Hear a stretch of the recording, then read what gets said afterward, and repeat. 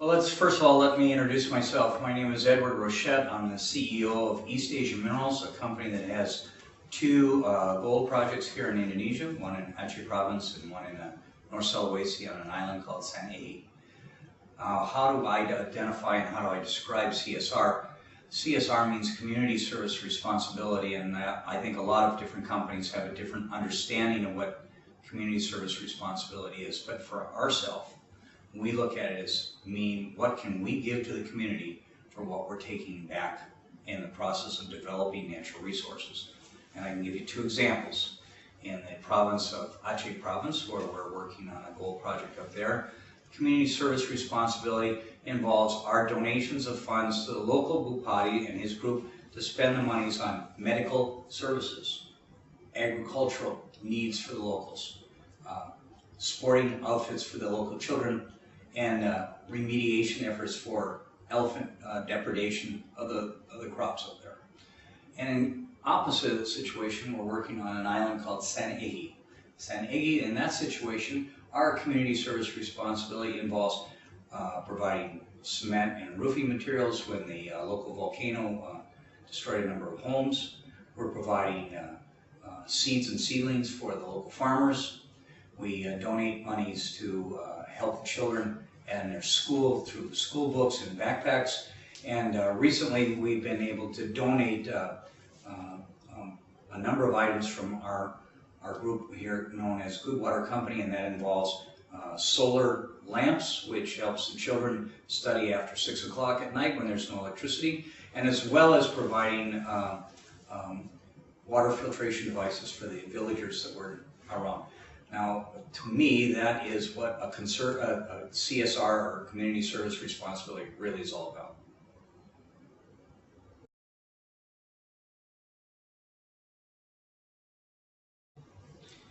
It's an interesting question. How does CSR impact on our bottom line? We're an exploration company. Obviously, it costs money to do a lot of drilling and develop a project. Well, CSR for us works in a little bit different pattern. What I understand to affect my bottom line is how we're communicating with the local villagers, how we're communicating with the local government.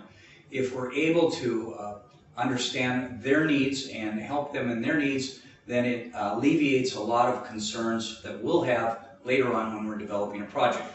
As an example, we've had situations where we've gone out and went beyond what most people are asking for to help the local villagers, and in return the local villagers have given us their support.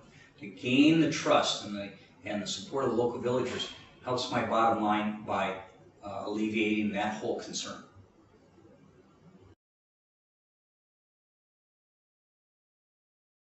Well, I'd like to say that I've been in the mining business for 35 years. I've worked on mining projects in quite a few countries. For me, and my understanding is that if we're able to engage the local villagers from the very beginning, then we are able to engage them and obtain their trust and their understanding of what we're doing. It's much better to already have the trust and the assistance of the local villagers before some problem arises, because in a mining situation there's always going to be some problem at some point in time.